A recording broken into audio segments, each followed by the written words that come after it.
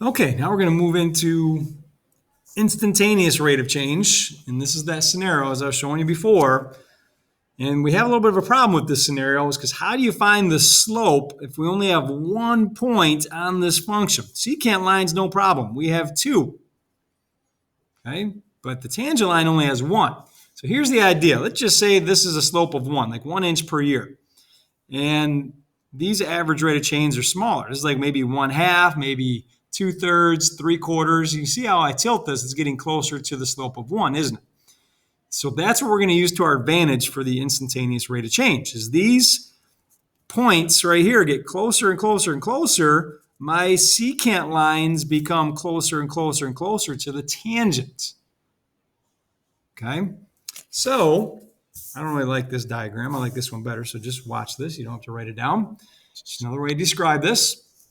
To find the slope of this tangent line in red, what we do is we use limits. If I were to find the slope of this point right here, it'd be undefined. Because what's my change in y of change of x of just 1 point that's stationary? Nothing. It's 0 over 0. We can't find the slope. Okay, but what we can do is find the slope of all these secant lines as they get closer and closer and closer to that point. And eventually it approaches the slope we're looking for, the slope of the tangent line. So just like we learned about limits, as we're getting closer and closer from both directions, what's the value of that function? Well, now what's the value of the slope of these lines is kind of the concept, okay? So there's a little explanation. In the end, you just got to know how to use this formula, but I'd hate to just throw something at you and not know what it is. Write this down. This is also called, by the way, a derivative in the world of calculus. Instantaneous rate of change, it's called a derivative. Here's the part you need to write in for the tangent slope. This is how we find it. Okay, this f with this little asterisk here is read as f prime.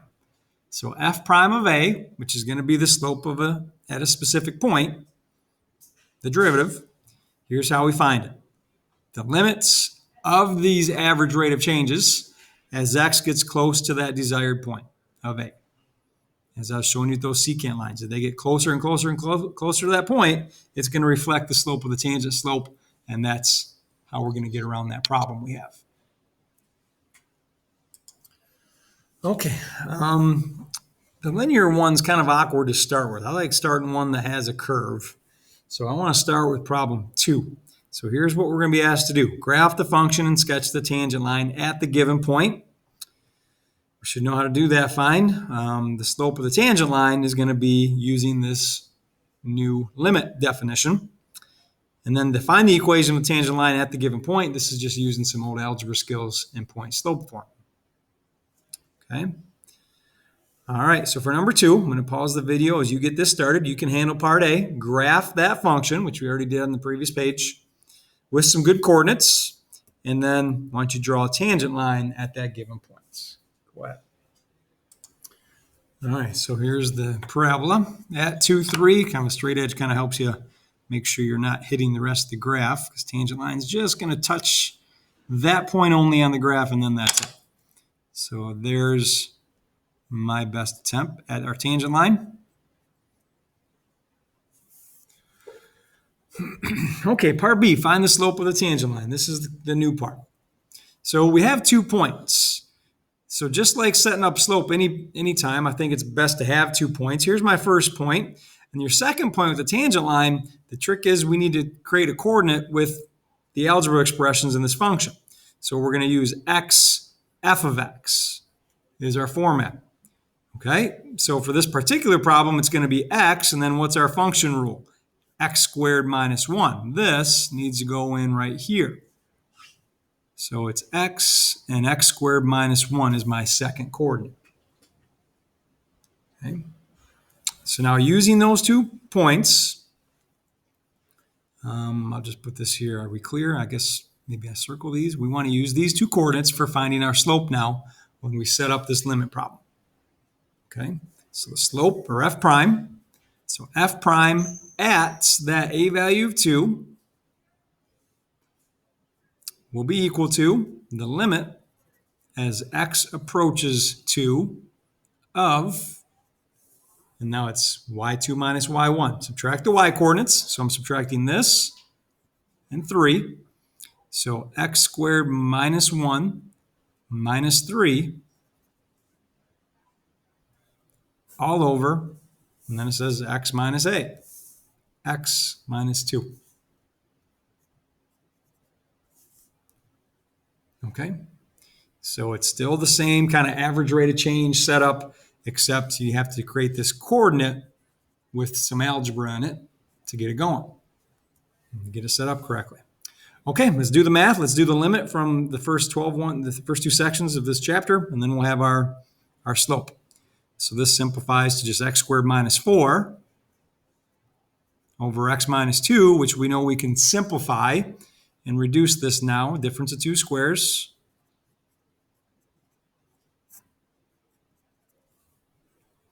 And then these drop out or reduce out. Okay, so let me kind of rewrite what we have. We have the limits as x approaches 2 of now we're just left with x plus 2.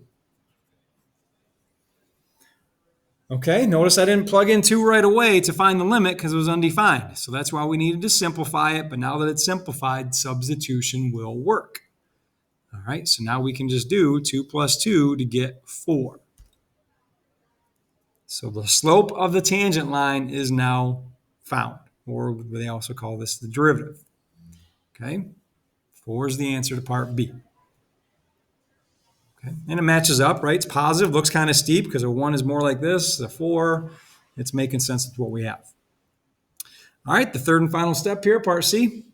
Find the equation of the tangent line at this given point. There's part B. Here's part C. So using point slope form, we do y minus y. So plug in our y coordinate of 3 equals m, we just found m, times x minus the x coordinate of 2. Okay, so if that wasn't clear what we're using the point 2, 3, and with m equals 4. Now, sometimes it's okay to leave in point slope form. I'm okay with you leaving it like this. If the options are solved for y, then I think you guys know how to do that, right? Distribute the 4, get 4x minus 8, and add the 3. So what is that real quick? 4x minus 8, add the 3. So y equals 4x minus 5 is another option for that. Okay. Okay, before we do the linear one, let's get some feedback for you guys on a quadratic one. So why don't you turn the page and just try the next one. Why don't you try 3? And I may step in a little bit in part B to make sure you're setting it up right. And then we'll finish with the linear problem. Okay, just a quick little checkpoint. I'll let you see if you can finish it. Here we go. Here's the 4 minus x squared. You just grab these table values from our calculator. Look at the graph if you want to. And then there's the tangent line. All right, so then to find the slope of this tangent line, we're using that point, 2, 0. And then the next point has to be x, f of x. So it's going to be x, and then our y function rule, 4 minus x squared. Okay, so now apply the limit definition and see if you can solve that limit correctly. Okay, this one this is difference of two squares, but here's the f of x minus f of a, and then x minus a. But I know it's kind of backwards, but it still is a squared minus b squared because my a squared is 2 squared minus x squared. So it's factors to 2 plus x and 2 minus x all over x minus 2. Okay. Now, you got to be crafty here with the factoring, but we can actually factor out a -1 and make this look like this. Okay, I guess for a problem like this, if you used your table and did it this way and plugged in 4 minus x squared over x minus 2, and we want to look at a setup of 2, and then let's use small values heading towards 2, then that would be acceptable because then we can see what it is, right? Fill in the blank. They're approaching -4. All right, this one's a tough one to factor. It's probably the best idea, but here's what I was going to show you, that I could do this. If I factor out a -1 out of that, it's going to be -2 and then a plus x. I still have this 2 plus x here. Okay, and then this is -2 plus x, right? If I switch it around, this is -2 plus x. So those are gone. And now I can evaluate the limit by hand and plug in 2. 2 plus the 2 is 4 times -1. But like I said, if that was too much, we can use the table method and see it here too. All right, so the slope for part B is 4, oops, -4 for this tangent line. Okay. All right, now part C.